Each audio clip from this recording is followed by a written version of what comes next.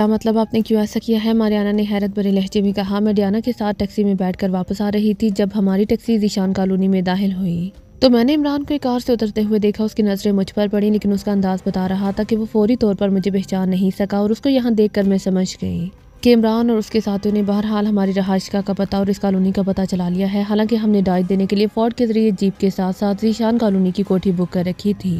इसके बावजूद वो यहाँ पहुँच गए। मैंने टैक्सी कोठी नंबर 20 के सामने रुकवा दी। कोठी नंबर 20 के बारे में मुझे मालूम था कि वो खाली पड़ी हुई है, क्योंकि जब ये मौजूदा कोठी मैंने हासिल की थी तो इसके साथ मुझे कोठी नंबर 20 भी दिखाई गई थी, लेकिन मैंने उसकी बजाय ये कोठी पसंद की थी। और इन लोगों के यहाँ तक पहुँच जाने का मतलब है कि ये लोग इंतहाई तेज़ रफ्तारी से काम कर रहे हैं और किसी भी वक्त ये लोग यहाँ पहुँच सकते हैं। इसीलिए अब मैंने फौरी तौर पर नई प्लानिंग बना ली है। इस नई प्लानिंग के मुताबिक हम सब मेकअप करके यहाँ से दो के ग्रुप में एयरपोर्ट चले जाएंगे और वहाँ से कोहली चले जाएंगे, क्योंकि ये सब लोग यहाँ दारुल हुकूमत पहुँच चुके हैं।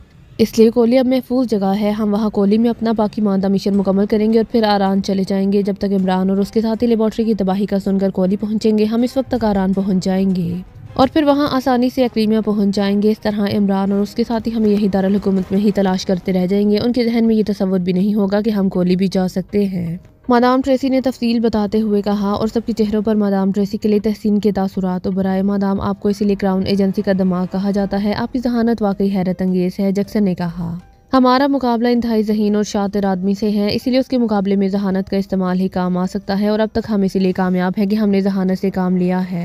बहरहाल अब कागजात का दूसरा सेट निकालो और सब इन कागजात के मुताबिक अपने मेकअप करेंगे, लिबास तब्दील करेंगे और मौजूदा कागजात को जला दिया जाएगा। फिर यहाँ से तमाम सामान उठाकर अगले रास्ते से हम निकल जाएंगे। फौरी हरकत में आ जाओ, क्योंकि इमरान और उसके साथियों ने अगर हमें यहाँ ट्रेस कर लिया तो फिर हम फंस जाएंगे। मादाम ट्रेसी ने कहा, और इसके साथ ही वो उठकर खड़ी हो गई। उसके उठते ही बाकी साथी भी उठकर खड़े हो गए। मादाम, उन्होंने कैसी यहाँ का सुराग लगाया होगा? जैकब ने हैरत भरे लहजे में कहा, इस बात को छोड़ो, सुराग लगाने के सैकड़ों रास्ते हो सकते हैं। तुम जल्द अज जल्द यहाँ से निकलने की करो, मादाम ट्रेसी ने कहा, और सबने सर हिला दिए। इमरान तानिश मंजिल के ऑपरेशन रूम में दाखिल हुआ तो ब्लैक ज़ीरो एहतरामन उठकर खड़ा हो गया। बैठो, सलाम दुआ के बाद इमरान ने कहा, और अपनी मखसूस कुर्सी पर बैठ गया। इमरान साहब, इस बार तो मुजरिम किसी सूरत ही ट्रेस नहीं हो पा रहे। ब्लैक ज़ीरो ने तशवीश भरे लहजे में कहा, इस बार हमारा वास्ता किसी माफूकुल फितरत एजेंट से पड़ गया है, या फिर मुजरिमों ने सुलेमानी टोपियां पहन ली हैं। इमरान ने जवाब दिया तो ब्लैक ज़ीरो बेइख्तियार हंस पड़ा। आपकी दूसरी बात ज़्यादा मुनासिब है, ब्लैक ज़ीरो ने कहा तो इमरान भी बेइख्तियार हंस पड़ा। ज़ीशान कॉलोनी के बारे में ताज़ा तरीन रिपोर्ट क्या है? इमरान ने चंद लम्हों बाद पूछा। फिलहाल तो नाकामी ही सामने आई है। वैसे आपने एयरपोर्ट से जो हदायत दी थी उसके मुताबिक मैंने सर सुल्तान के जरिए वर्ल्ड लॉकर कंपनी के अलावा बाकी तमाम लॉकर्स कंपनियों से भी मालूमात हासिल की हैं। दो औरतें, जिनमें से एक का नाम ट्रेसी और एक का नाम डयाना था, वो और लॉकर्स कंपनियों में भी गई थी, लेकिन मुकामी जमानत के कानून का सुनकर वो सिर्फ मालूमात हासिल करके वापस चली गई। उन्होंने कहीं भी लॉकर हासिल नहीं किया। ब्लैक ज़ीरो ने जवाब देते हुए कहा, समझ में नहीं आ रहा कि आखिर ये लोग कहाँ गायब हो गए हैं। किसी कोरियर सर्विस से भी उन्होंने फार्मूला बुक नहीं कराया और खुद भी गायब हैं। इमरान ने कहा, और फिर उसने ट्रांसमीटर अपने सामने रखा। उस पर टाइगर की फ्रीक्वेंसी एडजस्ट करके उसने ट्रांसमीटर ऑन कर दिया। Hello hello, Imran calling over. Imran ने बार बार कॉल देते हुए कहा, yes boss, tiger attending you over. थोड़ी देर बाद टाइगर की आवाज़ सुनाई दी। टाइगर, मैं तुम्हें दो औरतों और एक मर्द का हुलिया बताता हूँ, ये तीनों अक्रेमी हैं ओवर। इमरान ने कहा, और इसके साथ ही उसने तीनों का हुलिया बता दिया। बास, ये वही ग्रुप है जिसने कोहली में वारदात की है ओवर। टाइगर ने कहा, बास, उनके बारे में सिर्फ इतना मालूम हुआ है कि ये रोशन कॉलोनी में पहुंचे हैं, इसके बाद गायब हो चुके हैं। उन्होंने फार्मूले को मुल्क से बाहर भेजने के लिए लाजमन किसी मुकामी ग्रुप की इमदाद हासिल की होगी। ऐसे ग्रुप की जो अक्रीमन से किसी न किसी अंदाज में ताल्लुक रखता हो, तो मैं ऐसे आदमी से मालूमात हासिल करूँ। हो सकता है उनके बारे में कहीं से कोई क्लू मिल जाए ओवर। इमरान ने कहा, बास, जिन औरतों का आपने हुलिया बताया है उसमें से जो औरत ट्रेसी है उसे मैंने असलहे की खुफिया मार्केट में एक दुकान से निकलते हुए देखा था। ये दुकान एक सरहदी स्मगलर अहमद खान की है। ये स्मगलर आराम से असलहा स्मगल करके उसे कोहली के रास्ते ही दारुल हुकूमत ले आता है। मैं वहाँ से गुजर रहा था कि मैंने इस औरत को बाहर आते देखा था ओवर। टाइगर ने कहा, वहाँ तो कई गैर मुल्की औरतें आती जाती रहती होंगी, फिर तुमने उसको खुसूसी तौर से क्यों मार किया ओवर। इमरान का लहजा इंतहाई सर्द हो गया था। बास, इस औरत ने हाथ में गैर मुल्की करेंसी की भारी मालियत खुलेआम पकड़ी हुई थी और वो बाहर निकलते हुए उसे अपने हैंड बैग में रख रही थी। हालांकि ये इलाका जिस कदर खतरनाक है, वहाँ ऐसा काम करने वाला मर्द भी दूसरा सांस नहीं ले सकता, जबकि ये औरत भी थी और गैर मुल्की भी। इसीलिए मैं ये बात देखकर हैरान भी हुआ था और मुझे अफसोस भी हुआ था कि ये औरत अपनी हमाकत की वजह से मारी जाएगी, लेकिन जाहिर है मेरा उससे कोई ताल्लुक नहीं था, इसीलिए मैं सिर्फ अफसोस करता हुआ आगे चला गया था। अब आपने जो हुलिया बताया है तो मुझे ये सारी तफसील याद आ गई है ओवर। टाइगर ने जवाब देते हुए कहा, तुम इस वक्त कहाँ मौजूद हो ओवर। इमरान ने पूछा, मैं रॉयल क्लब के बाहर मौजूद हूँ ओवर। टाइगर ने जवाब दिया, तुम इस खसूसी असलहा मार्केट के पहले चौक पर पहुंचो, मैं वहीं आ रहा हूँ, फिर इस स्मगलर से बात होगी ओवर एंड ऑल। इमरान ने कहा और ट्रांसमीटर ऑफ कर दिया। अब वो अपने मिशन में कामयाब हो चुकी है, अब उसे असलहे की क्या जरूरत है। ब्लैक ज़ीरो ने हैरान होते हुए कहा, जरूरी नहीं है कि वो वहाँ से असलहा लेने गई हो, वो इस स्मगलर के जरिए आरान की सरहद भी तो क्रॉस कर सकती है। लेकिन ये बात मेरी समझ में नहीं आ रही कि ट्रेसी तो एक आम औरत थी, वो कैसे एजेंट बन गई। वो सुर्ख जल्द वाली डायरी उठाओ, इमरान ने कहा, और ब्लैक ज़ीरो ने मेज़ की दराज से सुर्ख जल्द वाली ज़ईम डायरी निकालकर इमरान की तरफ बढ़ा दी। इमरान ने उसे खोला और फिर उसकी वर्क गर्दानी शुरू कर दी। थोड़ी देर बाद उसने एक सफ़े को गौर से देखा और फिर डायरी उठाकर मेज़ पर रखी और टेलीफोन का रिसीवर उठाकर उसके नंबर डायल करने शुरू कर दिए। रेनबो क्लब राब्ता कायम होते ही एक निस्वानी आवाज़ सुनाई दी। लहजा और जुबान एक्रीमी थी, इसीलिए ब्लैक ज़ीरो समझ गया कि इमरान ने बरह रास्त एक्रीमिया कॉल की है। मैं पाकिस्तान से अली इमरान बोल रहा हूँ, रेनबो क्लब के मालिक रॉबर्ट का दोस्त। ये तो मुझे मालूम है कि रॉबर्ट का इंतकाल हो चुका है। अब इस क्लब का मालिक कौन है? इमरान ने पूछा। जी रॉबर्ट का भाई आर्नल्ड। दूसरी तरफ से कहा गया। ओ अच्छा, मेरी उससे बात करा, वो मुझे अच्छी तरह जानता है। इमरान ने कहा, होल्ड ऑन करें। दूसरी तरफ से कहा गया। हेलो आर्नल्ड बोल रहा हूँ। चंद लम्हों बाद एक भारी सी आवाज़ सुनाई दी। आर्नल्ड, मैं अली इमरान बोल रहा हूँ पाकिस्तान से। इमरान ने कहा, और इमरान साहब आप हैरियत, कैसे इतने तवील अरसे बाद आपने कॉल की है? दूसरी तरफ से चौंके हुए लहजे में कहा गया। आर्नल्ड, तुम्हें तो मालूम है कि तुम्हारे भाई रॉबर्ट की औरत ट्रेसी होती थी। मेरी भी कई बार रॉबर्ट के साथ उससे मुलाकातें हो चुकी हैं। इन दिनों वो कहाँ है और क्या कर रही है? इमरान ने कहा, ट्रेसी? ओ क्यों, आपको उसका ख्याल कैसे आ गया? आर्नल्ड ने इंतहाई हैरत भरे लहजे में कहा, उसे पाकिस्तान में देखा गया है और ये इत्तलात मिली है कि वो किसी जुर्म में मुलविस है कि उसने रॉबर्ट की मौत के बाद जराइम की राह अपना ली है। इमरान ने कहा, जराइम नहीं इमरान साहब, वो सरकारी एजेंट है, एक्रीमिया की एक इंतहाई खुफिया agency, crown agency.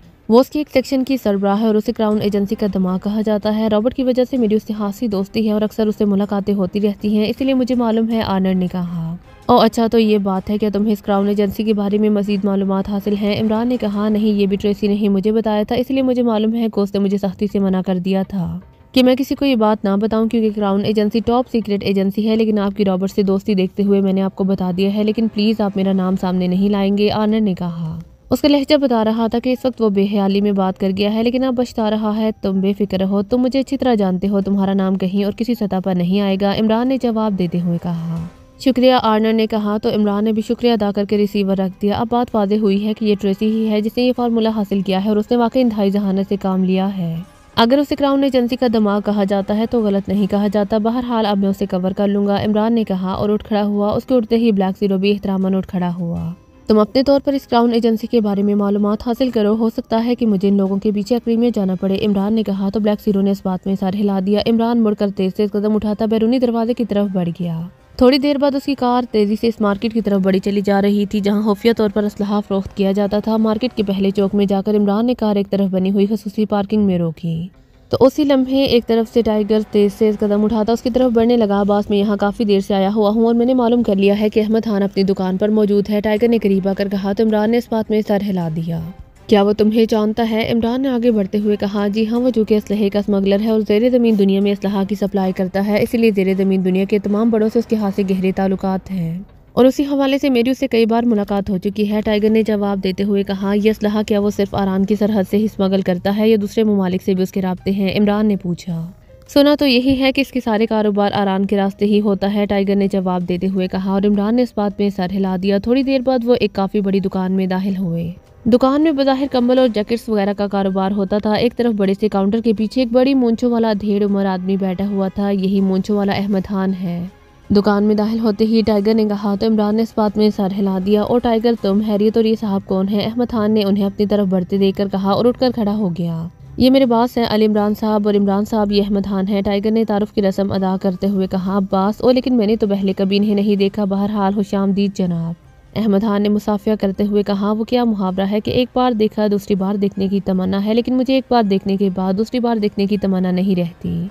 Ahmad Khan साहब, इमरान ने मुस्कुराते हुए कहा। तो अहमद खान बेइख्तियार हंस पड़ा, लेकिन उसका चेहरा बता रहा था कि उसे इमरान की इस गहरी बात की समझ नहीं आई और वो सिर्फ आदाब मेज़बानी के तौर पर हंसा है। जी फरमाइए, मैं क्या खिदमत कर सकता हूँ? अहमद खान ने यकलहत संजीदा होते हुए कहा। क्या यहाँ कोई ऐसी जगह है जहाँ इत्मीनान से किसी बड़े सौदे की बात की जा सके? इमरान ने इधर उधर देखते हुए कहा और अहमद खान ने सौदे की बात सुनकर बेइख्तियार टाइगर की तरफ देखा। बास को मैं खसूसी तौर पर तुम्हारे पास लेकर आया हूँ, वाकई बड़ा सौदा है, टाइगर ने मुस्कुराते हुए जवाब दिया। तो अहमद खान का चेहरा चमक उठा। उसने अपने मुलाजिम को आवाज़ देकर उसे दुकान का ख्याल रखने का कहा और फिर वो काउंटर से बाहर आ गया। आइए जनाब, अहमद खान ने कहा। फिर वो उन्हें लिए एक तरफ एक खास से बड़े कमरे में आ गया। ये कमरा ऑफिस के अंदाज में सजा हुआ था। अब हुक्म कीजिए जनाब, अहमद खान को आपकी खिदमत करके बेहद खुशी होगी, अहमद खान ने खालिस्तान कारोबारी लहजे में कहा। एक अक्रीमी लड़की है, उसका नाम ट्रेसी है, उसका हुलिया मैं बता देता हूँ, इमरान ने कहा और इसके साथ उसने ट्रेसी का हुलिया बता दिया। अहमद खान के चेहरे पर हैरत के तासुरात उभर आए। ये लड़की यहाँ तुम्हारी दुकान में आई और मैंने सिर्फ ये मालूम करना है कि वो किस लिए आई थी। इमरान ने इंतहाई संजीदा लहजे में कहा, ये आप क्या कह रहे हैं? यहाँ तो बेशुमार गैर मुल्की आते जाते रहते हैं, मर्द भी और औरतें भी, और मुझे तो कतई याद नहीं है। मगर आप क्यों पूछ रहे हैं? आपका उस लड़की से क्या ताल्लुक है? अहमद खान का लहजा भी एक लहद बदल गया था। मेरा ताल्लुक स्पेशल पुलिस से है और मैं यहाँ टाइगर की वजह से आया हूँ, वरना तुम्हें हेडक्वार्टर भी बुलवाया जा सकता था, इमरान ने खुश्क लहजे में कहा। Special police? तो टाइगर का ताल्लुक स्पेशल पुलिस से है, अहमद खान ने इंतहाई हैरत भरे लहजे में कहा। इसका ताल्लुक है या नहीं? तुम अपनी बात करो अहमद खान, और ये सुन लो कि ये कौमी सलामती का मामला है, इसलिए अगर मगर या जवाब देने का मतलब मुल्क से गद्दारी तस्वुर किया जाएगा। स्मगलिंग एक जुर्म जरूर है, लेकिन गद्दारी के मुकाबले में इंतहाई हकीर जुर्म है, इसलिए तुम्हारे हक में बेहतर यही है कि तुमने इस लड़की ट्रेसी से जो डील की है वो बता दो। इमरान ने उसी तरह सर्द और खुश्क लहजे में कहा, जनाब ऐसी कोई बात नहीं है, ना मैं स्मगलिंग करता हूँ और ना ही मेरी किसी गैर मुल्की से कोई डील हुई है, और ये भी बता दो कि आप हेडक्वार्टर वाली धमकी किसी और को दे। मेरा नाम अहमद खान है। मैंने सिर्फ टाइगर की वजह से आपसे इतनी बात भी कर ली है, वरना अहमद खान से तो लोग बात करने के लिए तरस जाते हैं, और अब आप जा सकते हैं, आपसे जो हो सकता है वो कर ले, अहमद खान ने इंतहाई बिगड़े हुए लहजे में कहा। और इसके साथ ही वोट खड़ा हुआ। ओके ठीक है, अगर तुम्हारा जवाब यही है तो फिर ठीक है, अब तुमसे किसी और अंदाज में बात होगी। इमरान ने भी उठकर खड़े होते हुए कहा, अहमद खान हमाकत मत करो, और जो कुछ इमरान साहब पूछ रहे हैं वो बता दो, इसी में तुम्हारी भलाई है। टाइगर ने जवाब दिया, मैं अपना बुरा भला खुद अच्छी तरह जानता हूँ, मुझे मशवरा देने की जरूरत नहीं है, अहमद खान ने और ज्यादा बिगड़े हुए लहजे में कहा। लेकिन दूसरे लम्हे कमरा थप्पड़ की जोरदार आवाज के साथ ही अहमद खान के हलक से निकलने वाली चीख से गूंज उठा। इमरान का बाजू बिजली किसी तेजी से घूमा था और अहमद खान गाल पर पड़ने वाला भरपूर थप्पड़ खाकर चीखता हुआ उछलकर नीचे जा गिरा था, और फिर वो इससे पहले कि उठता इमरान ने उसकी गर्दन पर पैर रखकर उसे तेजी से मोड़ दिया। उठते हुए अहमद खान का जिस्म एक झटके से नीचे जा गिरा और उसका चेहरा यकलहत इंतहाई हद तक बिगड़ गया और मुंह से हरहराहट की आवाजें निकलने लगी, जबकि टाइगर बिजली किसी तेजी से ऑफिस का दरवाजा खोलकर बाहर चला गया था। बोलो क्या डील हुई है, बोलो, इमरान ने पैर को थोड़ा सा वापस मोड़ते हुए इंतहाई सर्द लहजे में कहा। वो मुझे छोड़ दो, मुझे छोड़ दो, अहमद खान के मुंह से रुक रुक कर अल्फाज निकल रहे थे। बोलो वरना, इमरान ने पैर को और ज्यादा मोड़ते हुए कहा, और अहमद खान की हालत एक बार फिर खराब होने लग गई तो इमरान ने पैर को थोड़ा सा वापस मोड़ लिया। बोलो वरना, इमरान ने कराते हुए कहा। वो असलहा और सरहद क्रॉस करने की डील हुई है। अहमद खान के मुंह से इस अंदाज में अल्फाज निकलने लगे जैसे वो लाशौरी कैफियत में बोल रहा हो, और इमरान ने पैर हटाया और झुककर उसे गर्दन से पकड़ा और एक झटके से उठाकर उसे साइड के सोफे पर फेंक दिया। अहमद खान लंबे लंबे सांस लेने लगा। उसकी हालत वाकई इंतहाई खस्ता हो रही थी। चंद लम्हों बाद उसने दोनों हाथों से अपनी गर्दन मसलना शुरू कर दी। उसी लम्हे टाइगर वापस आ गया। मैंने बाहर मौजूद आदमी को बेहोश करके दुकान बंद कर दी है, टाइगर ने कहा तो इमरान ने इस बात में सर हिला दिया। बोलो अहमद खान, आखिरी बार कह रहा हूँ कि जो कुछ सच है वो बता दो, वरना मुल्क की सलामती के पेश नज़र तुम्हारे जिस्म का एक एक रेशा भी अलहदा किया जा सकता है। इमरान ने गराते हुए लहजे में कहा। मम मैं बता देता हूँ, ना जाने तुमने मुझे किस अजाब में डाल दिया था। मैं बताता हूँ। ये औरत मेरे पास आई, उसने मुझे बताया कि उसे मेरा नाम कोहली के किसी आदमी ने बताया है। उसने मुझे खसूसी असलहा की लिस्ट दी और मुझे कहा कि उसे ये असलहा कोहली में चाहिए। इसके अलावा उसने मुझे कहा कि वो अपने साथियों समेत कोहली से आराम स्मगल होकर जाना चाहती है।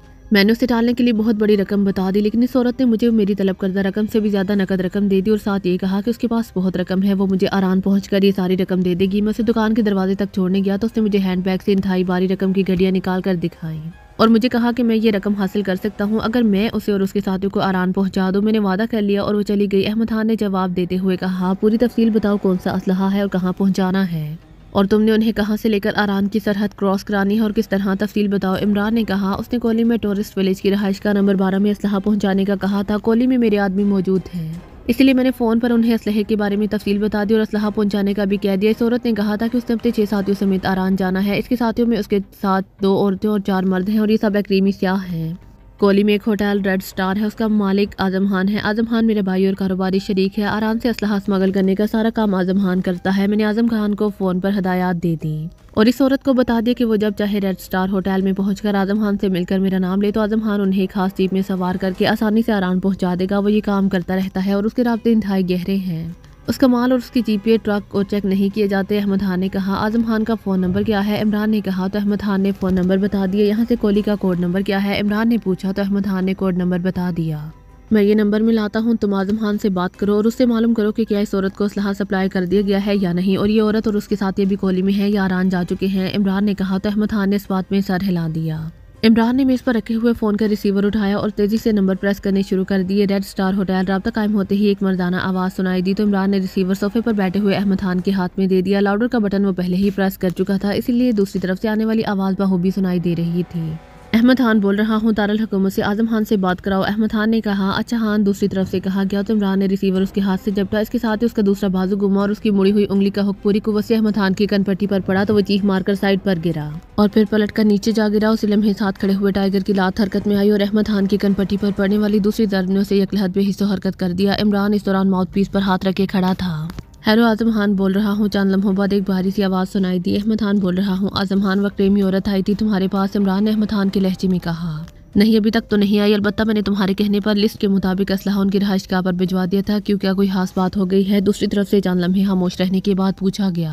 हाँ, अगर वो तुम्हारे पास आए तो तुमने उसे इस वक्त तक टालना है जब तक मेरा आदमी तुम तक ना पहुंच जाए। मेरे आदमी का नाम इमरान है। इमरान ने अहमद खान के लहजे में कहा। तुम्हारा मतलब है कि उसे सरहद पार ना भिजवाया जाए? दूसरी तरफ से कहा गया। हाँ, लेकिन उसे शक नहीं पड़ना चाहिए, तुम कोई भी बहाना करके उसे ढाल सकते हो। इमरान ने कहा ठीक है, लेकिन इसकी क्या कोई खास वजह है? दूसरी तरफ से कहा गया। हाँ, एक बहुत ही खास वजह है, ये सारी तफसील मेरा आदमी तुम्हें बताएगा। इमरान ने कहा ठीक है, जैसे तुम कहो। आजम खान ने जवाब दिया। तुम फिक्र मत करो, मेरा आदमी जल्द ही तुम्हारे पास पहुंच जाएगा। खुदा हाफिज, इमरान ने कहा और रिसीवर रख दिया। इसे खत्म कर दो और चलो। इमरान ने रिसीवर रखकर टाइगर से कहा और तेज तेज कदम उठाता बैरूनी दरवाजे की तरफ बढ़ गया। उसके चेहरे पर गहरी संजीदगी के तासुरात नुमायां थे। कॉली के टॉरस विलेज की एक रहायशगाह में मादाम ट्रेसी अपने साथियों के साथ मौजूद थी। वो सब दो दो की टोलियों में दारुल हुकूमत से आम परवास के जरिए यहाँ पहुंचे थे। मादाम ट्रेसी समेत उसके सब साथी अब नए मेकअप में थे। मौजूदा मेकअप में वो ग्रेट लैंड के बाशिंदे थे और उनका ताल्लुक ग्रेट लैंड के महकमा आसार कदीमा से था। उनके कागजात ना सिर्फ दुरुस्त थे बल्कि अगर उन्हें ग्रेट लैंड से चेक कराया जाता तो वहाँ से भी उनके दुरुस्त होने की तस्दीक हो जाती। मादाम ट्रेसी ने अपना और अपने साथियों का स्पेशल मेकअप किया हुआ था जो आम मेकअप वॉशर से भी साफ ना हो सकता था। मादाम ट्रेसी ने कोहली आने से पहले दारुल हुकूमत में जो इंतजाम किए थे उनके तहत खसूसी असलहा उनकी रहायशगाह पर पहुंचा दिया गया था। उसके साथ ही एक जीप थी। मादाम ट्रेसी का साथी फोर्ड जैक्सन के साथ जीप पर सवार होकर कहान गया हुआ था और इस वक्त मादाम ट्रेसी को उनकी वापसी का ही इंतजार था। मादाम ट्रेसी ने उन्हें इसीलिए भेजा था कि वो लेबॉर्ट्री की मौजूदा सूरत हाल को चेक कर सकें, क्योंकि मादाम ट्रेसी को मालूम था कि लेबॉर्ट्री से फार्मूले के गायब हो जाने के बाद लामहला वहाँ खसूसी इंतजाम किए गए होंगे और मादाम ट्रेसी इन इंतजाम को चेक कराना चाहती थी। मादाम, इमरान और उसके साथी तो हमें वहाँ दारुल हुकूमत में ही तलाश करते फिर रहे होंगे। डायाना ने कहा हाँ, फिर जब उन्हें इत्तला मिलेगी कि हमने लेबॉर्ट्री को तबाह कर दिया है तो वो पागलों की तरह दौड़ते हुए कोहली आएंगे, जबकि हम इस दौरान आरान पहुंच चुके होंगे। मादाम ट्रेसी ने मुस्कुराते हुए जवाब दिया। मादाम, इस फार्मूले को किसी तरह हम पाकिस्तान से बाहर भिजवा देते तो ज्यादा बेहतर था। इस बार जैकब ने कहा ये मेरे पास इससे ज्यादा महफूज है क्योंकि हम इसे इमरान और उसके साथियों के हवाले कर देते। मुझे मालूम है कि उन्होंने किस तरह के इंतजाम कराए होंगे। मादाम ट्रेसी ने जवाब दिया। वैसे मादाम, इस इमरान को अगर हमारे यहाँ आने या जाने या आरान के बारे में इल्म हो गया तो फिर हम आसानी से उनके नरगे में आ जाएंगे। मारियाना ने कहा उससे इस बात का किसी सूरत भी इल्म नहीं हो सकता और यही हमारी कामयाबी है। मादाम ट्रेसी ने जवाब दिया। फिर इससे पहले कि मजीद कोई बात होती बाहर से जीप का हॉर्न सुनाई दिया। फोर्ड और जैक्सन आए हैं, मैं देखता हूँ, जैकब ने कहा और उठकर तेजी से बैरूनी दरवाजे की तरफ बढ़ गया। थोड़ी देर बाद फोर्ड और जैक्सन कमरे में दाखिल हुए तो मादाम ट्रेसी उनके चेहरे देखकर बेइख्तियार चौंक पड़ी। क्या हुआ है? क्या कोई खास बात हो गई है? मादाम ट्रेसी ने बेचैन से लहजे में पूछा। यस मादाम, लेबॉर्ट्री के सामने रकबी तरफ मुसल्ला फौजियों का बहरा है और उन्होंने बुलंदी पर बाकायदा चेक पोस्ट बना रखी है और कोहली से कहान जाने वाली सड़क पर सह चेकिंग की जा रही है। हमारी भी चेकिंग हुई और न सिर्फ कागजात चेक किए गए बल्कि हमारी जामा तलाशी भी ली गई और जीप को भी जदीद आलात की मदद से चेक किया गया है। फोर्ड ने कुर्सी पर बैठते हुए कहा। ऐसा तो होना ही था, इसमें इतना परेशान होने की क्या जरूरत है? मादाम ट्रेसी ने मुस्कुराते हुए कहा। लेकिन मादाम, अब हम अपना मिशन कैसे मुकम्मल करेंगे? फोर्ड ने कहा। हम तरबियत याफ्ता लोग हैं, आम मुजरिम नहीं है और हमारा काम भी यही है कि हम हर किस्म के हालात में अपना मिशन मुकम्मल करें। जहाँ तक फौज के बहरे का ताल्लुक है तो जाहिर है हमने इस लेबॉर्ट्री को इंतहाई अहम और कीमती फार्मूला हासिल कर लिया है और यकीनन उन्हें खतरा होगा कि कहीं हम लेबॉर्ट्री को ही तबाह ना कर दें, इसलिए उन्होंने पहरा तो देना ही है। मादाम ट्रेसी ने बड़े मुतमईन और पुरसुकून लहजे में जवाब देते हुए कहा। आपकी बात दुरुस्त है, लेकिन हालात और वाक़यात सरासर हमारे खिलाफ है। पहली बात तो यह है कि वहाँ तकरीबन 150 के करीब मुसल्लह और तरबियत याफ्ता फौजी मौजूद हैं। दूसरी बात यह कि लेबॉर्ट्री के साइंसी हिफाजती इंतजाम भी इंतहाई सख्त कर दिए गए होंगे। ऐसी सूरत में हम क्या कर सकते हैं? जैक्सन ने कहा। तो तुम्हारा क्या ख्याल है कि हम मिशन मुकम्मल किए बगैर खामोशी से वापस चले जाएंगे? मादाम ट्रेसी ने कहा। मादाम, हमने असल चीज़ फार्मूला हासिल कर लिया है और अपने आरान पहुँचने का भी बंदोबस्त कर लिया है, इसीलिए मेरा ख्याल है कि हम खामोशी से आरान चले जाएं और वहाँ से एक्रीमिया। इसके बाद किसी भी वक्त वापस आकर लेबॉर्ट्री को तबाह किया जा सकता है। जैक्सन ने कहा। हमारे पास आज की रात मौजूद है, हम लेबॉर्ट्री तबाह कर सकते हैं और कल रात खामोशी से आरान पहुंच जाएंगे। तुम ऐसा करो, इस पूरे इलाके का नक्शा बनाओ और फिर इन पर जहाँ जहाँ फौज मौजूद है इसकी निशानदही करो ताकि मैं इसके लिए कोई प्लान बना सकूँ। मादाम ट्रेसी ने कहा। तो फोर्ड ने इस बात में सर हिला दिया। थोड़ी देर बाद उसने एक कागज पर नक्शा बनाया और इस पर फौजियों के मराकज और चेक पोस्ट की बाकायदा निशानदही कर दी। मादाम ट्रेसी इस नक्शे को गौर से देखती रही। मेरा ख्याल है इस लेबॉर्ट्री को तबाह करना इंतहाई आसान होगा। थोड़ी देर बाद मादाम ट्रेसी ने कहा तो उसके सारे साथी उसकी बात सुनकर बेइख्तियार चौंक पड़े। वो कैसे? मादाम मारियाना ने कहा। ये देखो, ये 2 मराकज हैं जहाँ फौजी चेक पोस्ट मौजूद है और फौजी भी मौजूद हैं। एक लेबॉर्ट्री के सामने सड़क पर पहाड़ी है और दूसरी लेबॉर्ट्री के अकब में। मादाम ट्रेसी ने नक्शे पर उंगली रखते हुए कहा। यस मादाम, फोर्ड ने कहा। तो हम 2 ग्रुपों की सूरत में वहाँ जाएंगे।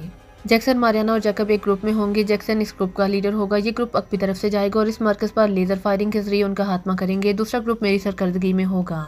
इसमें मेरे साथ डयाना, रॉजर और फोर्ड होंगे। हम दूसरे मरकज की अक की तरफ से उनका खात्मा कर देंगे। इसके बाद जैक्सन ग्रुप पहरा देगा जबकि हमारा ग्रुप लेबॉर्ट्री को तबाह करेगा। इसके बाद दोनों ग्रुप खामोशी से वापस यहाँ पहुंच जाएंगे। मादाम ट्रेसी ने कहा। मादाम, लेबॉर्ट्री की तबाही से तो यहाँ कोली में रेड अलर्ट हो जाएगा। इसके अलावा इन पहाड़ियों में बाकायदा फौजी छावनी भी है। इस तरह तो हम फंस जाएंगे, डयाना ने कहा। तुम समझ रही हो कि हम इस लेबॉर्ट्री को डायनामाइट या बमों से तबाह कर देंगे? ऐसा नहीं है, वरना वाकई ऐसा ही होगा जैसा कि तुम कह रही हो। मैंने पहले इस बात का ख्याल रखा है और इसीलिए असलहा मंगवाया है, और जो इस लेबॉर्ट्री को इस अंदाज में जलाकर राख कर देगा कि बाहर से उसका कोई शोला या चमक नजर न आए, मादाम ट्रेसी ने कहा। मादाम, लेबॉर्ट्री में जो लोग मौजूद होंगे उनका क्या होगा? जैक्सन ने कहा। वो भी जलकर राख हो जाएंगे, मादाम ट्रेसी ने जवाब दिया। तो सबने जवाब में इत्मीनान भरे अंदाज में सर हिला दिए। फिर वो लोग मिलकर बाकी तफसीलात तय करने में मसरूफ हो गए। इमरान दानिश मंजिल के ऑपरेशन रूम में दाखिल हुआ तो ब्लैक ज़ीरो एहतरामन उठकर खड़ा हो गया। बैठो सलाम दुआ के बाद इमरान ने इंतहाई संजीदा लहजे में कहा। इसके साथ ही उसने रिसीवर उठाया और तेजी से नंबर डायल करने शुरू कर दिए। PA2 सेक्रेटरी हार्जा, सर सुल्तान के PA की आवाज़ सुनाई दी। अली इमरान बोल रहा हूँ, सर सुल्तान से बात कराओ, इमरान ने इंतहाई संजीदा लहजे में कहा। ये सर, होल्ड ऑन करे। दूसरी तरफ से PA ने भी संजीदा लहजे में जवाब देते हुए कहा। हेलो सुल्तान बोल रहा हूँ, चंद लम्हों बाद सर सुल्तान की आवाज़ सुनाई दी। अली इमरान बोल रहा हूँ, जनाब, कोली से मुल्क का इलाका चनाकी में जिस लेबॉर्ट्री से फार्मूला उड़ाया गया है उसकी हिफाजत के सिलसिले में क्या कोई इकदाम किया गया है या नहीं, मैं ये बात मालूम करना चाहता हूँ, इमरान ने इंतहाई संजीदा लहजे में कहा।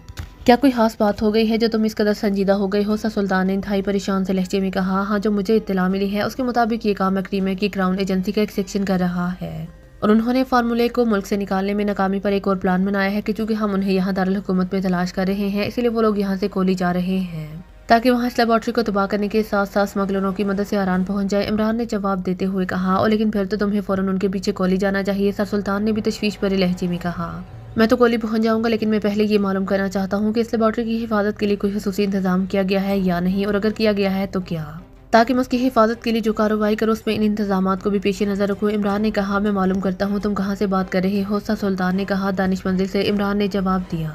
ओके, मैं मालूम करके तुम्हें खुद कॉल करूंगा, दूसरी तरफ से कहा गया और इसके साथ ही राब्ता खत्म हो गया तो इमरान ने रिसीवर रख दिया। इस अहमद खान से क्या मालूम हुआ है इमरान साहब? ब्लैक ज़ीरो ने पूछा तो इमरान ने अहमद खान से मिलने और इससे होने वाली सारी बातों की तफसील बता दी। आपने इस असलहे की तफसील मालूम की है? ब्लैक ज़ीरो ने पूछा। उसने खसूसी असलहा कहाँ है? तफसील मालूम करने का मौका ही नहीं मिल सका। बहरहाल इस तफसील से हमें कोई फ़ायदा नहीं, अलबत्ता उसे ये मालूम हो गया है कि इस असलहे की मदद से वो लोग अब लेबॉर्ट्री को तबाह करना चाहते हैं, इमरान ने कहा। लेकिन ये काम वो इस वक्त भी तो कर सकते हैं जब वो कोली में मौजूद थे। अब दारुल हुकूमत से वापस कोली जाना और फिर लेबॉर्ट्री तबाह करना, ये बात मेरी समझ में तो नहीं आ रही, ब्लैक ज़ीरो ने कहा। तुम्हारी बात दुरुस्त है, जाहिर है यह मकाना इकदाम लगता है, लेकिन मेरा ख्याल है कि ये औरत ट्रेसी मास्टरमाइंड है, इसमें वाकई बेहतरीन प्लानिंग करने की हैरत अंगेज सलाहियतें मौजूद हैं, इमरान ने कहा। तो ब्लैक ज़ीरो के चेहरे पर हैरत के तासुरात उभर आए। क्या मतलब? मैं समझा नहीं आपकी बात, ब्लैक ज़ीरो ने कहा। तो इमरान जो अब तक बेहद संजीदा था बेइख्तियार हंस पड़ा। इस बार मुझे इस हकीकत का इदराक हो गया है कि औरतें मर्दों की निस्बत ज़्यादा अच्छी प्लानर होती हैं। उसे बहरहाल ये मालूम हो चुका है कि हम उन्हें दारुल हुकूमत में तलाश कर रहे हैं। अब जाहिर है इस वक्त हमारी तमाम तर तवज्जो दारुल हुकूमत पर होगी और ख़ास तौर पर इस फार्मूले को मुल्क से बाहर जाने से रोकने के सिलसिले में हमने हर तरह से इक़दाम किए होंगे, जबकि कोली इस वक्त खाली है और हम ये भी नहीं सोच सकते कि ये लोग दोबारा कोली जा सकते हैं जैसा कि तुमने बात की है। चुनांचे ये ग्रुप कोली पहुंच जाएगा, हम उन्हें यहाँ तलाश करते रह जाएंगे। वहाँ पहुंचकर ये लोग लेबॉर्ट्री को तबाह करने की कोशिश करेंगे और जाहिर है हम उनकी प्लानिंग में रुकावट नहीं होंगे। इसके बाद जब हमें इस हमले की इत्तला मिलेगी तो लामहाला हम कोली पहुंचेंगे। तो अब दो सूरतें हो सकती हैं, एक तो ये कि ये ग्रुप वापस दारुल हुकूमत पहुंच जाए जबकि हम उन्हें कोली में तलाश करते रहें, दूसरी सूरत में ये आरान में सरहद क्रॉस कर जाए और हमें मालूम भी ना हो सके कि ये लोग कहाँ गए। अब तुम बताओ कि ये प्लानिंग बेहतरीन है या नहीं, इमरान ने कहा। इस लिहाज से तो वाकई ये शानदार प्लानिंग है इमरान साहब, ब्लैक ज़ीरो ने कहा। अगर टाइगर मादाम ट्रेसी को दुकान से निकलते हुए उसके हाथ में मौजूद भारी रकम की वजह से चेक ना कर लेता और इस तरह अहमद खान तक हम ना पहुंच सकते, तो तुम बताओ कि क्या हमारे जहन में ये बात आ सकती थी कि ये ग्रुप कोली पहुंच जाएगा, इमरान ने कहा। आपकी बात वाकई दुरुस्त है, अब मुझे भी इस औरत की जहानत देखते हुए उसे मास्टरमाइंड कहना पड़ेगा, ब्लैक ज़ीरो ने कहा। और इमरान ने इस बात में सर हिला दिया। लेकिन ऐसी सूरत में तो इमरान साहब आपको फौरी कोली पहुंचना चाहिए, ब्लैक ज़ीरो ने कहा। मैं वहां पहुंचने से पहले एक तो लेबॉर्ट्री के खसूसी इंतजामात के बारे में मालूमात हासिल करना चाहता हूं ताकि उसके मुताबिक अपना प्लान बना सकूं। इस मास्टरमाइंड एजेंट के मुकाबले अफरा तफरी में भागदौड़ का कोई फायदा नहीं होगा, इमरान ने कहा। लेकिन अगर आपके पहुंचने तक वो आरान निकल गए तब, ब्लैक ज़ीरो ने कहा, तो फिर हमें उनके पीछे क्रीम में जाना होगा। तुमने क्राउन एजेंसी के बारे में मालूमात हासिल की हैं या नहीं, इमरान ने कहा। मैंने इत्तलात मुहैया करने वाली तमाम एजेंसियों से रब्ता किया है, लेकिन उनमें से किसी के पास भी क्राउन एजेंसी के बारे में किसी किस्म की कोई मालूमात मौजूद नहीं है। या तो ये एजेंसी नई कायम हुई है या फिर वाकई उसे टॉप सीक्रेट रखा गया है। अलबत्ता मैंने प्रीमियम में हुसूसी फॉरेन एजेंट ग्राहम की जिम्मे लगा दिया है कि वो इस बारे में मालूमात हासिल करे, ब्लैक ज़ीरो ने जवाब दिया। और इमरान ने इस बात में सर हिला दिया। फिर इससे पहले कि इनके दरमियान मजीद कोई बात होती, फ़ोन की घंटी बाज उठी और इमरान ने हाथ बढ़ाकर रिसीवर उठा लिया। X2, इमरान ने मखसूस लहजे में कहा। सुल्तान बोल रहा हूँ, इमरान होगा यहाँ। दूसरी तरफ से सर सुल्तान की आवाज़ सुनाई दी। ना भी होगा तो कान से पकड़कर हाजिर कर दिया जाएगा। आखिर फरमान सुल्तान की तामील तो ज़रूरी है, इमरान ने कहा। शुक्र है तुम पर से संजीदगी का दौरा तो खत्म हुआ। तुम्हारी संजीदगी तो दूसरे को इंतहाई परेशान कर देती है। लगता है जैसे कोई अनहोना वाकया हो गया हो। बहरहाल मैंने मालूमात हासिल कर ली है। फार्मूला चुराए जाने के बाद सदर मुमलिकत के खसूसी हुक्म पर फौज के एक दस्ता इन पहाड़ियों पर खसूसी तौर पर तैनात कर दिया गया है। उसका कमांडर कर्नल हाशिम है और उससे रब्ता ट्रांसमीटर पर हो सकता है। मैंने वहाँ की फौजी छावनी के कमांडर जनरल आजम से ये फ्रिक्वेंसी भी मालूम कर ली है और उसे कह भी दिया है कि वो कर्नल हाशिम को तुम्हारे बारे में बता दे। तुम कर्नल हाशिम से बराह रास्त बात करो और उनसे इंतजामात के सिलसिले में तफसील भी मालूम कर सकते हो और उसे सीक्रेट सर्विस के चीफ के नुमाइंदे खसूसी के तौर पर अहकामात भी दे सकते हो। इसे तुम्हारे अहकामात की तामील का कह दिया गया है। सर सुल्तान ने तफसील बताते हुए कहा और इसके साथ ही फ्रिक्वेंसी भी बता दी। बेहद शुक्रिया जनाब, मैं कर्नल हाशिम से बात कर लेता हूँ, इमरान ने कहा। इस फार्मूले को किसी तरह वापस हासिल करो, ये हमारे लिए बेहद अहम है, सर सुल्तान ने कहा। औरत के कब्जे में गया हुआ माल आसानी से नहीं निकल सकता। आप आज तक आंटी से कुछ वसूल कर सके हैं, इमरान ने कहा। तो सर सुल्तान बेइख्तियार हंस पड़े। तुम्हारी आंटी के पास है ही क्या जो मैं वसूल करूंगा, सर सुल्तान ने हंसते हुए कहा। यही तो मर्दों की गलतफहमी है। वो यही समझते हैं कि औरतों के पास कुछ नहीं होता। अगर आप आंटी से पूछें तो आपको यकीनन हैरत होगी कि उन्होंने आपके जीपीपी फंड से ज्यादा माल इकट्ठा कर रखा होगा, इमरान ने कहा। तो सर सुल्तान बेइख्तियार हंस पड़े। अच्छा फिर तो ज़रूर पूछूंगा और तुम्हारा हवाला दे दूंगा, सर सुल्तान ने कहा। मेरा हवाला देने के बाद आपको कुछ ना मिल सकेगा क्योंकि अम्मा भी की तरह आंटी भी मुझे शैतान करार देती हैं और इसके हलाल की जमाशुदा पूंजी बहरहाल शैतान से छुपाई जाती है, इमरान ने जवाब दिया। तो सर सुल्तान बेइख्तियार हंस पड़े और फिर उन्होंने खुदा हाफिज कहकर रब्ता खत्म कर दिया। तो इमरान ने भी रिसीवर रखा और फिर ट्रांसमीटर उठाकर उसने अपने सामने रखा और उस पर सर सुल्तान की बताई हुई फ्रीक्वेंसी एडजस्ट करनी शुरू कर दी। हेलो हेलो अल इमरान कॉलिंग ओवर। इमरान ने फ्रीक्वेंसी एडजस्ट करने के बाद बार पर कॉल देते हुए कहा। Yes colonel Hashim attending over. थोड़ी देर बाद एक भारी और खुरदरी सी आवाज़ सुनाई दी। कर्नल हाशिम, आपको मेरे बारे में बता दिया गया होगा कि मैं सीक्रेट सर्विस की चीफ का नुमाइंदा खसूसी हूँ, ओवर, इमरान ने संजीदा लहजे में कहा। यस सर फरमाइए, ओवर। दूसरी तरफ से कर्नल हाशिम ने इस बार कदरे मोदबाना लहजे में कहा। आप लेबॉर्ट्री की हिफाजत कर रहे हैं, मुझे इसकी तफसील बताएं कि आपके पास वहाँ कितने आदमी हैं और किस अंदाज में वहाँ काम कर रहे हैं, ओवर, इमरान ने कहा। तो जवाब में कर्नल हाशिम ने तफसील बतानी शुरू कर दी। गुड, आपने वाकई इंतहाई अच्छे अंदाज में इंतजाम किए हैं। बहरहाल आज रात किसी भी वक्त गैर मुल्की एजेंटों का एक ग्रुप इंतहाई जदीद तरीन असलहे की मदद से लेबॉर्ट्री पर हमला कर सकता है। इसलिए आपने ना सिर्फ हाल हाथ से चुकन्ना और मुस्तैद रहना है बल्कि ऐसे इंतजाम करने हैं कि ये ग्रुप गिरफ्तार या हलाक किया जा सके। ये ग्रुप 3 औरतों और 4 मर्दों पर मुश्तमिल है और इस बात का ख्याल रखना है कि इसी ग्रुप ने ही पहले लेबॉर्ट्री से फार्मूला चोरी किया है। उनसे ये फार्मूला भी हासिल करना है और इसलिए ये कोशिश की जाए कि उन्हें हलाक करने की बजाय इनको जिंदा गिरफ्तार किया जा सके, ओवर, इमरान ने हदायत देते हुए कहा। ये सर आप बेफिक्र रहें, हम हर तरह से ख्याल रखेंगे, ओवर, कर्नल हाशिम ने इंतहाई एतमाद भरे लहजे में जवाब देते हुए कहा। मैं अपने साथियों समेत जल्द ही कोहली पहुंच जाऊंगा, फिर वहां पहुंचकर आपसे दोबारा रब्ता करूंगा, खुदा हाफिज, ओवर एंड ऑल, इमरान ने कहा और इसके साथ उसने ट्रांसमीटर ऑफ कर दिया। उसके चेहरे पर गहरे इत्मीनान के तासुरात नुमाया थे। कर्नल हाशिम ने वहाँ इंतजामात वाकई फुल प्रूफ कर रखे हैं, ब्लैक जीरो ने कहा। हाँ, उसने जो इंतजामात की तफसील बताई है और उसके लहजे में जो एतमाद है उससे जाहिर होता है कि वो आसानी से मार ना खाएगा। और अब चूंकि शाम होने वाली है इसलिए अब रात को कोहली पहुंचने का कोई फायदा नहीं है। अब सुबह को ही वहाँ पहुंचेंगे और इसके बाद जो सूरत हाल होगी वैसे ही देख लेंगे, इमरान ने कहा और कुर्सी से उठ खड़ा हुआ। वो इस हमले में नाकाम होकर या इंतजामात देकर हमले का इरादा तर्क करके आराम ना निकल जाएं, ब्लैक जीरो ने भी उठते हुए कहा। वैसे मैंने आजम खान को अहमद खान की आवाज़ में हदायत दे दी है कि जब तक उसका आदमी ना पहुंचे इस वक्त तक वो इन्हें सरहद पार ना कराए, लेकिन इसके बावजूद मैंने टाइगर को वहां भेज दिया है। वो आजम खान की निगरानी करेगा और जब भी ट्रेसी या उसके कोई साथियों से मिलेगा तो टाइगर उनके बारे में भी मालूमात हासिल करेगा और अगर इमरजेंसी हुई तो वहाँ की ज़ेरे ज़मीन दुनिया के अपने दोस्त ग्रुप से भी मदद हासिल करेगा, इमरान ने तफसील बताते हुए कहा। तो आपका फौरी तौर पर जाने का इरादा नहीं है, ब्लैक जीरो ने कहा। अब रात को जाना फजूल है, तुम सुबह सवेरे एक तैयारा चार्टर करा दो और जूलिया और तनवीर और सफदर और कैप्टन शकील को भी कह दो कि वो सुबह की नमाज के बाद एयरपोर्ट पहुंच जाए। उन्हें असलहा भी साथ ले जाना है, मैं भी नमाज के बाद एयरपोर्ट पहुंच जाऊंगा, इमरान ने हदायत देते हुए कहा। और ब्लैक जीरो के इस बात में सर हिलाने पर वो मुड़ा और तेज से कदम उठाता हुआ बैरूनी दरवाजे की तरफ बढ़ गया। रात का गहरा अंधेरा हर तरफ छाया हुआ था, लेकिन लेबॉर्ट्री के सामने पहाड़ी के एक बड़े और कुशादा गार में लाइट जल रही थी। गार के फर्श पर दरी बिछी हुई थी और एक तरफ जदीद साख्त का असलहा मौजूद था, जबकि दरी पर एक कुर्सी और उसके सामने रखी हुई मेज पर एक बड़ी सी मुस्ततील शक्ल की मशीन मौजूद थी जिस पर छोटे बड़े कई रंगों के बल्ब जल रहे थे। कुर्सी पर एक फौजी बैठा हुआ था, उसके कानों पर मौजूद स्टार्स बता रहे थे कि वो कर्नल है। मशीन के दरमियान एक स्क्रीन रोशन थी जिसके 2 हिस्से थे। उनमें से एक हिस्से पर लेबॉर्ट्री के सामने वाली सड़क का मंजर नजर आ रहा था, जबकि दूसरे हिस्से पर लेबॉर्ट्री के अकबी हिस्से की पहाड़ी का मंजर नजर आ रहा था। साथ ही तपाई पर एक ट्रांसमीटर भी मौजूद था। जब से सीक्रेट सर्विस के चीफ के नुमाइंदा खसूसी ने उसे कॉल करके बताया था कि आज रात गैर मुल्की एजेंट लेबॉर्ट्री पर हमला कर सकते हैं, तो वो बेहद चौकन्ना और मुस्तैद हो गया था, क्योंकि उसे मालूम हो गया था कि अगर पेश किया गाही के बावजूद दुश्मन अपने मकसद में कामयाब हो गए तो उसका कोर्ट मार्शल भी हो सकता है और उसे मौत की सजा भी दी जा सकती थी। जबकि अगर उसने दुश्मनों को गिरफ्तार कर लिया और उनका हमला नाकाम हो गया तो उसे तरक्की भी मिल सकती है। इसीलिए उसने दोनों चेक पोस्ट पर मौजूद अपने सिपाहियों और उनके इंचार्ज कैप्टन हजरात को भी पूरी तरह चौकन्ना कर दिया। और इसके साथ साथ उसने दुश्मनों को चेक करने और उन्हें गिरफ्तार करने के भी खसूसी इंतजाम किए थे। वो हर सूरत में इन गैर मुल्की एजेंटों को गिरफ्तार करना चाहता था। गो इन दुश्मनों की गिरफ्तारी की निस्बत उनकी हलाकत उनके लिए इंतहाई आसान थी, लेकिन चूंकि उसे हुक्म यही दिया गया था कि उनके पास लेबॉर्ट्री का इंतहाई खुफिया फार्मूला है, इसलिए उन्हें जिंदा गिरफ्तार करना जरूरी है। इसीलिए उसने इनकी जिंदा गिरफ्तारी के इंतजाम कराए थे। रात काफी गुजर चुकी थी, लेकिन कर्नल पूरी तरह चौकन्ना और होशियार बैठा हुआ था कि अचानक ट्रांसमीटर कॉल आने लगी। कर्नल ने चौंक कर ट्रांसमीटर की तरफ देखा और फिर उसका बटन प्रेस कर दिया। Hello hello captain Sajjad calling from check post number 1 over. एक पुरजोश सी आवाज सुनाई थी। Yes colonel Hashim attending you over. Colonel ने सख्त और खुरदरे लहजे में कहा, सर चेक पोस्ट नंबर 1 से 3 अफराद को चेक किया गया है। ये एक औरत और 2 मर्द हैं। तीनों गैर मुल्की हैं और उनके पास इंतहाई जदीद लेजर गन्ने हैं और उनका रुख चेक पोस्ट नंबर 1 की तरफ ही है। ओवर कैप्टन सज्जाद ने कहा। कितने फासले पर हैं और किस तरफ से आ रहे हैं? ओवर कर्नल हाशिम ने तेज लहजे में कहा, सर वो चेक पोस्ट नंबर 1 की एक तरफ से आ रहे हैं और अभी वो तकरीबन 2 किलोमीटर के फासले पर हैं। स्पेशल रेंजर्स ने उन्हें चेक किया है। ओवर कैप्टन सज्जाद ने जवाब देते हुए कहा। उनका रुख बताओ? ओवर कर्नल हाशिम ने कहा। शुमाल मगरिब सर। ओवर कैप्टन सज्जाद ने जवाब देते हुए कहा। जब ये 1 किलोमीटर के फासले पर पहुंच जाए तो मुझे इत्तला देना। ओवर कर्नल हाशिम ने कहा और ट्रांसमीटर ऑफ करके उसने सामने रखी हुई मशीन के मुख्तलिफ बटन प्रेस किए और फिर 2 नाबों को महसूस अंदाज में घुमाकर एडजस्ट करने में मसरूफ हो गया। स्क्रीन के किस्से पर जमाके से होने लगे।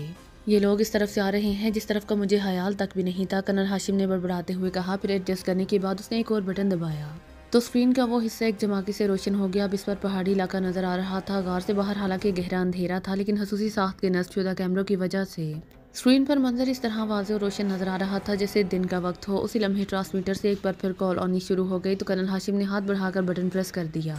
Hello hello captain Shujaat calling from check post number 2 over. एक मोतबाना आवाज़ सुनाई दी तो कर्नल हाशिम बेइख्तियार चौंक पड़ा। Yes colonel Hashim attending you over. Colonel Hashim ने तेज़ और सख्त लहजे में कहा, सर चेक पोस्ट नंबर 2 से 2 औरतों और 2 मर्दों को चेक किया गया है। ये चारों गैर मुल्की हैं। उनके पास इंतहाई जदीद लेजर गन्ने हैं। उनका रुख चेक पोस्ट 2 की तरफ ही है। ओवर कैप्टन शुजात ने कहा। कितने फासले पर हैं ये लोग? ओवर कर्नल हाशिम ने होंठ बेचते हुए कहा। सर तकरीबन 2.5 किलोमीटर के फासले पर हैं। ओवर दूसरी तरफ से जवाब दिया गया। रुख क्या है? ओवर कर्नल हाशिम ने पूछा। जनूब मशरिक सर। ओवर कैप्टन शुजात ने जवाब दिया। ठीक है, जब ये किलोमीटर के फासले पर पहुंच जाए तो मुझे इत्तला करना और सब रेड अलर्ट रहेंगे। ओवर कर्नल हाशिम ने कहा। ये सर। ओवर दूसरी तरफ से कहा गया। Over and all colonel Hashim ने कहा और ट्रांसमीटर ऑफ करके उसने एक बार फिर स्क्रीन के सामने मौजूद मशीन को ऑपरेट करना शुरू कर दिया। इस बार स्क्रीन के दूसरे हिस्से पर जमाके होने शुरू हो गए। थोड़ी देर बाद जब उसने एक बटन प्रेस किया तो स्क्रीन एक जमाके से रोशन हो गई। उस पर भी पहाड़ी इलाके का एक खासा वसी हिस्सा नजर आने लग गया। थोड़ी देर बाद ट्रांसमीटर से कॉल आनी शुरू हो गई तो कर्नल हाशिम ने चौंक कर स्क्रीन की तरफ देखा, फिर बटन ऑन कर दिया। Hello hello captain Sajjad calling from check post number 1 over. Captain Sajjad की आवाज़ सुनाई दी। Yes colonel Hashim attending you. क्या पोजीशन है? ओवर कर्नल हाशिम ने कहा। सर उन्होंने अपना रुख तब्दील कर लिया है। अब वो जनूब मगरिब के रुख पर आगे बढ़ रहे हैं और तकरीबन 1 किलोमीटर के फासले पर पहुंच चुके हैं। ओवर दूसरी तरफ से कहा गया। बेहोश कर देने वाली गनों की रेंज क्या है? ओवर कर्नल हाशिम ने पूछा। तकरीबन 600 गज। ओवर कैप्टन सज्जाद ने कहा। क्या ये फुल रेंज है? ओवर कर्नल हाशिम ने चौंक कर पूछा। फुल रेंज 1000 गज है, लेकिन पावर कमज़ोर हो जाएगी। ओवर कैप्टन सज्जाद ने जवाब दिया। और उनके पास जो लेज़र गन्ने हैं उनकी रेंज चेक की है तुमने? ओवर कर्नल हाशिम ने कहा। यह सर उनकी साख्त बता रही है कि वो 1000 गज तक मार कर सकती हैं। ओवर कैप्टन सज्जाद ने कहा।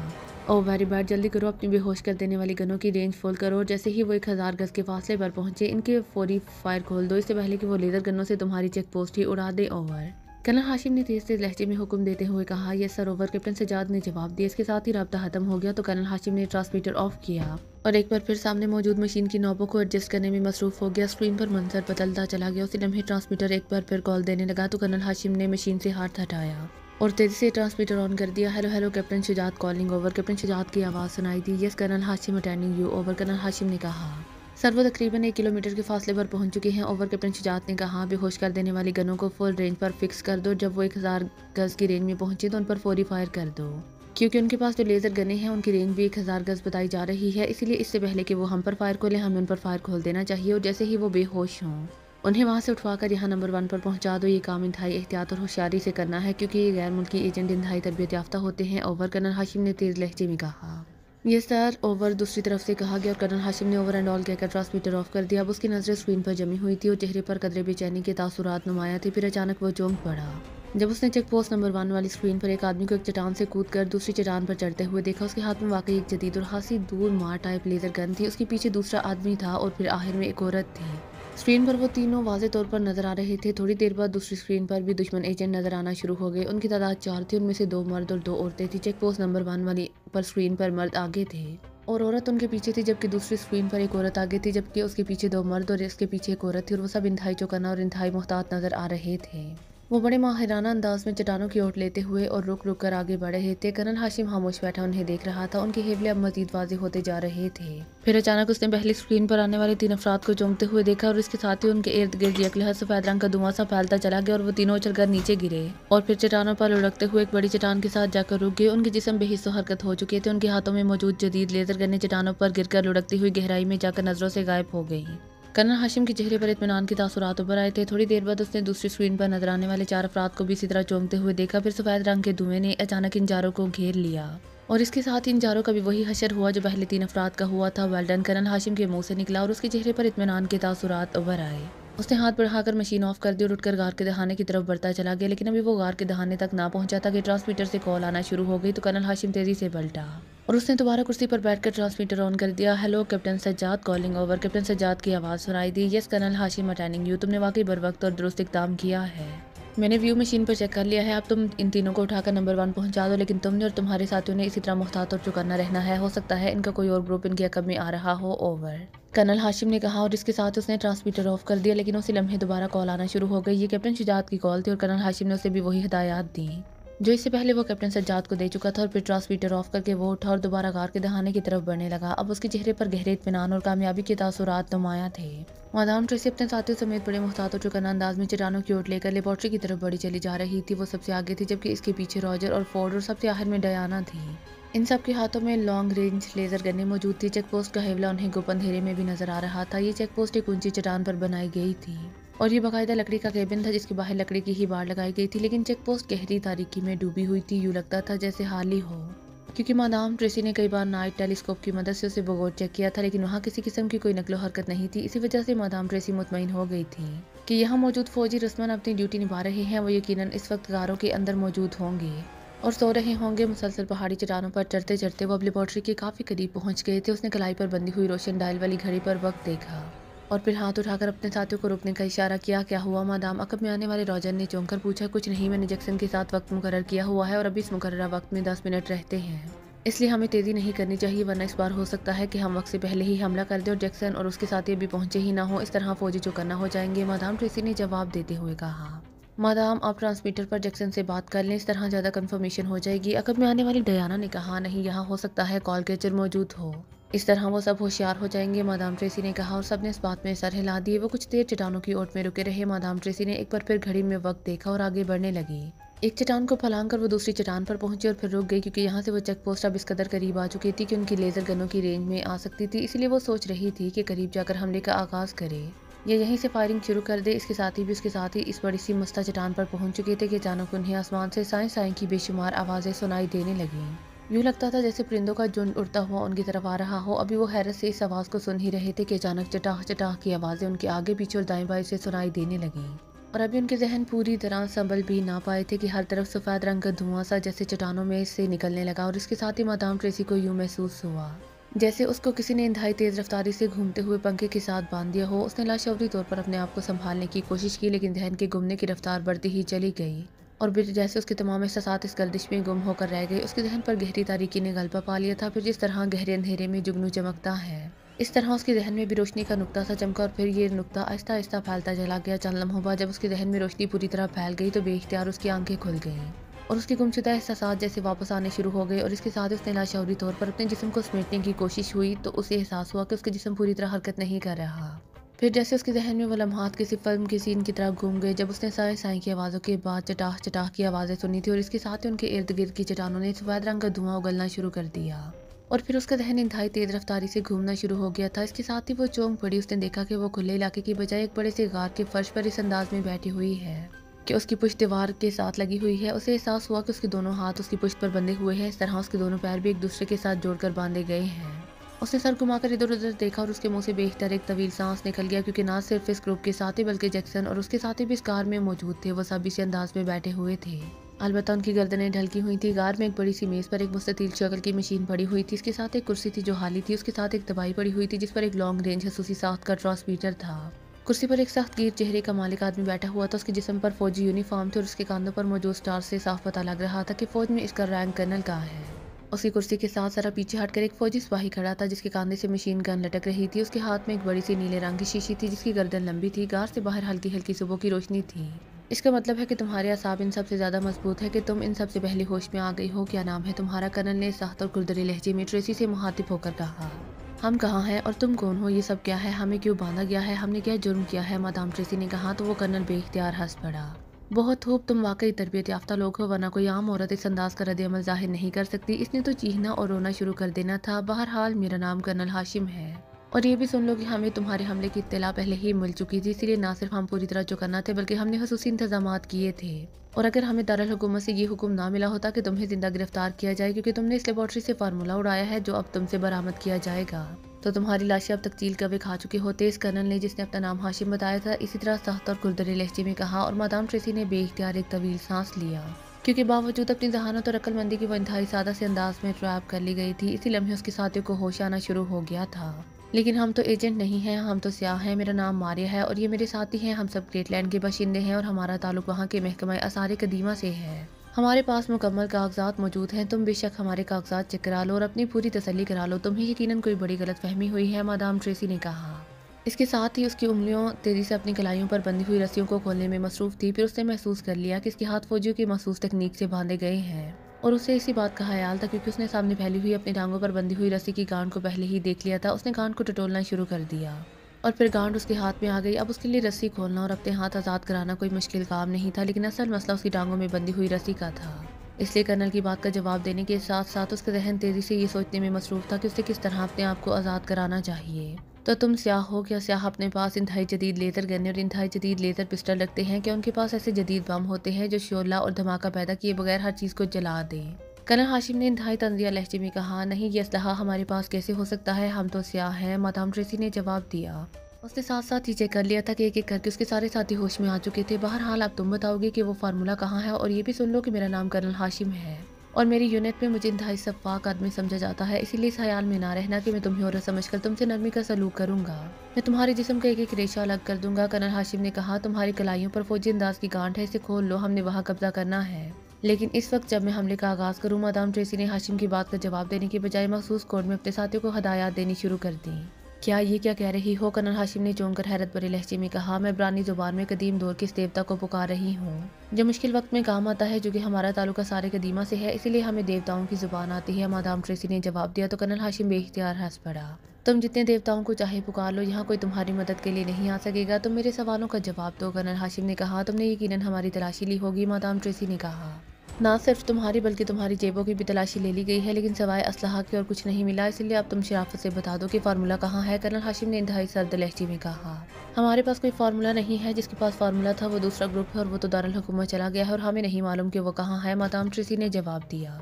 इसका मतलब है कि मेरा अंदाजा दुरुस्त था कि तुम्हारे दो ग्रुप हैं। मैंने इसीलिए सारी रात तुम्हें बेहोश रखा, शायद तुम्हारा दूसरा ग्रुप तुम्हारी बात हरकत में आए, लेकिन अब सुबह हो गई है और दूसरा ग्रुप नहीं आया, इसलिए अब तुम्हें होश में लाया गया है। अब तुम खुद बताओगी कि तुम्हारा दूसरा ग्रुप कहाँ है, कर्नल हाशिम ने कहा। मैंने बताया है कि उसका हमसे कोई ताल्लुक नहीं है, मादाम ट्रेसी ने जवाब दिया। वो दरअसल इस इंतजार में थी कि उसके सारे साथी अपने हाथ खोल लें तो फिर वो हरकत में आए, क्योंकि उसे मालूम था कि गार के बाहर हर तरफ फौज फैले हुए होंगे, इसलिए वो अकेली कुछ ना कर सकेगी। इसका मतलब है कि तुम लोगों पर सख्ती करनी पड़ेगी। कर्नल हाशिम का लहजा सख्त हो गया, लेकिन इससे पहले कि मादाम ट्रेसी कोई जवाब देती, अचानक ट्रांसमीटर से कॉल आना शुरू हो गई और कर्नल हाशिम ने चौंक कर ट्रांसमीटर ऑन कर दिया। हेलो हेलो, अल इमरान कॉलिंग ओवर, एक आवाज़ सुनाई दी और मादाम ट्रेसी इमरान का नाम सुनकर बेइख्तियार चौंक पड़ी। उसके चेहरे पर यकलहत परेशानी के तासुरात उभर आए थे। Yes colonel Hashim, attending you over. Colonel Hashim ने कहा। क्या पोजीशन है लेबोरेटरी की? ओवर। दूसरी तरफ से पूछा गया।